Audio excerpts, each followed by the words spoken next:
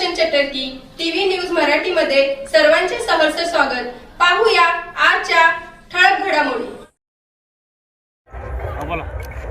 स्वातंत्र्य मिळाल्यापासून जत शहरामध्ये प्रथमच संपूर्णच्या संपूर्ण भारतीय जनता पॅनल निवडून आलेला आहे आणि नगराध्यक्षपदाचा उमेदवार म्हणून मी 2500च्या वरच्या लीडनं निवडून आल्याबद्दल सर्व मतदारांचं मनापासून त्यांना हार्दिक धन्यवाद देतो। त्यांचा मनापासून आभारी आहे।